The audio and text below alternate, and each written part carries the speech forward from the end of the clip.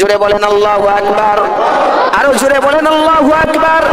আল্লাহ তাআলা বলছেন, যদি কোনো বান্দা, কোনো সাহাবী, কোনো মানুষ, যদি কোনো উম্মাত যদি এমন হইতে পারো যে নবীজির অনুসরণ করবা, আমি আল্লাহকে ভালোবাসার জন্য, আমি আল্লাহর ভালোবাসা পাওয়ার জন্য যদি নবীর অনুসরণ এতাত করতে পারো, তবে আল্লাহ তাআলা নিজে ঘোষণা দিয়া কয়, ইউহিব্বুকুমুল্লাহ, আল্লাহ স্বয়ং তোমাকে ভালোবাসতে শুরু করবে। আল্লাহু আকবার কোন। আমার আল্লাহ বলছেন আল্লাহ ভালোবাসবে, তোমার ভালোবাসতে হবে না।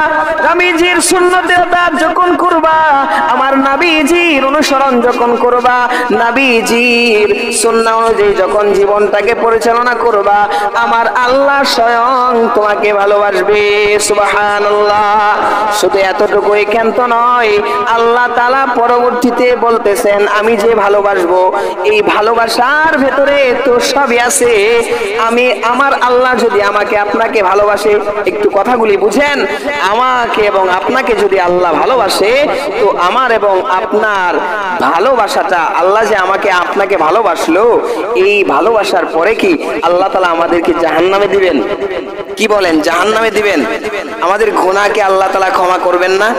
আমাদের জিন্দেগি যত গুনাহ আছে, ভালোবাসার মানুষটাকে, ভালোবাসার লোকটাকে গুনাহ অবস্থায় আল্লাহ পাক রাখবেন না।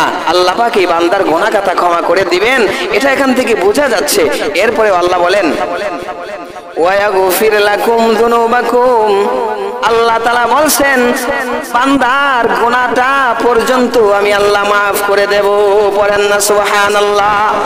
আল্লাহ তাআলার ভালোবাসার কথার ভিতর থেকেই বোঝা যায় আমার আল্লাহ আমাকে ক্ষমা করে দিবেন।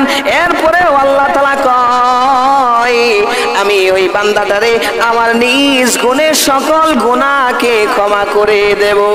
বলেন সুবহানাল্লাহ। এরপরে আল্লাহ তাআলা বলছেন, ওয়াল্লাহু গফুরুর রহিম, আমি আল্লাহ তো দয়াময়, দয়াশীল, ক্ষমাশীল। পড়েন সুবহানাল্লাহ। প্রথমে বলছেন ওয়াগফির লাকুম যুনুবাকুম, আমার আল্লাহ তাআলা বান্দা গুনাহ ক্ষমা করে দিবেন। বলছেন তোমাদের গুনাহটাকে আল্লাহ ক্ষমা করে দিবেন। এই কথার ভেতরে কোনো সন্দেহ নাই, আল্লাহ তাআলা অবশ্যই আমাদের গুনাহকে ক্ষমা করে দিবেন, ঠিক কিনা? কারণ আল্লাহর কথা 100 থেকে 100% সত্য, ঠিক কিনা? আমার আল্লাহর কথার ভিতরে সন্দেহ নাই। সন্দেহ যদি কেউ করে, তবে তার ঈমান নাই, ঠিক কিনা? এরপরে আল্লাহ পাক বলছেন, শোনো, আমি আল্লাহ যে বললাম তোমাদের গুনাহকে আমি আল্লাহ ক্ষমা কইরা দিব, ওইটার একটা দলিল হিসেবে আমি আল্লাহ আরেকটা কথা বলে দিতেছি। সেইটা হইল ওয়াল্লাহু গফুরুর রহিম, আমি আল্লাহ যে ক্ষমা করব, দলিল নিয়ে যাও, আল্লাহ হলেন গফুর, ক্ষমাশীল, এবং রহিম, দয়াময়। পড়েন আল্লাহু আকবার। এই আয়াতের মর্মটা আপনারা বুঝতে পেরেছেন তো? কত ভাবে আল্লাহ পাক বলতেছেন যে দেখো, যদি আমার রাসূলের অনুসরণ করো, তবে আমি আল্লাহ তাআলা স্বয়ং তোমাকে ভালোবাসতে আরম্ভ করে দেব। আরে শোনো, ভালোবাসলে তো আমি তোমাকে জাহান্নামে দেব না, আমি তোমাকে গুনাহগার বানিয়ে রাখবো না, গুনাহটা ক্ষমা করেই দেব। এরপরেও ওয়াগফির লাকুম যুনুবাকুম, আরে আমি আল্লাহ তোমাদের গুনাহটাও ক্ষমা করে দেব, এই ঘোষণাটাও আলাদাভাবে দিলাম। শোনো, এরপরেও আমার কথার ভিতরে কোনো সন্দেহ তো নাই। এরপরেও তোমরা আত্মবিশ্বাসের জন্য, দৃঢ়ভাবে বোঝার জন্য আমি আল্লাহ বলে দিচ্ছি, শোনো, আমি আল্লাহ যে গুনাহকে ক্ষমা করে দেব, এর প্রমাণ হলো আল্লাহু গফুরুর রহিম, আমি আল্লাহ তো গফুর, আমি আল্লাহ তো রহিম। পড়েন আল্লাহু আকবার। প্রিয় ভাইরা আমার, এই আয়াত থেকে কত সুন্দর বিষয়টা বুঝে আসলো। এজন্য একটাই মাত্র কাজ, সেটা হলো রাসূলের সুন্নতের ইতাআত করা, রাসূলের সুন্নতের অনুসরণ করা, ঠিক কিনা?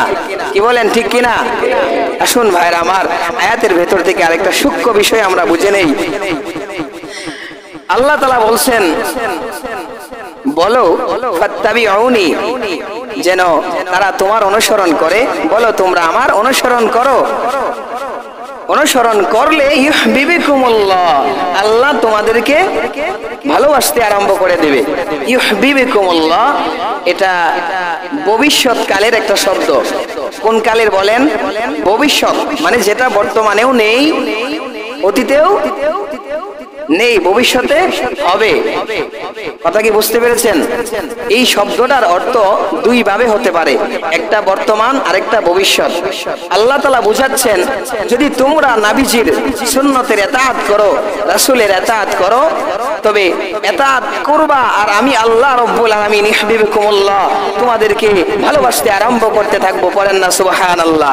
ইতাআত করতে থাকবা, রাসূলের সুন্নাহ অনুযায়ী নামাজ পড়তে থাকবা, তো আমি আল্লাহ তোমাদের ভালোবাসতে থাকবো, সাথে সাথে ভালোবাসতে থাকবো। পড়েন সুবহানাল্লাহ। দ্বিতীয় অর্থটা হলো ভবিষ্যতের অর্থ। আল্লাহ বুঝাচ্ছেন, ইতাআত করবা, পরে আমি আল্লাহ তোমাদেরকে ভালোবাসবো। এর আগে না, ইতাআত করার আগে না, ইতাআত করবা না, রাসূলের সুন্নাহ অনুযায়ী চলবা না, আমি আল্লাহর ভালোবাসা পাবা না। ইতাআত না করে শুধু এলান করবা, শুধু ঘোষণা করবা আমি রাসূলকে ভালোবাসি, আমি রাসূলের বড় আশিক, এভাবে আমি আল্লাহ তোমাকে ভালোবাসবো না।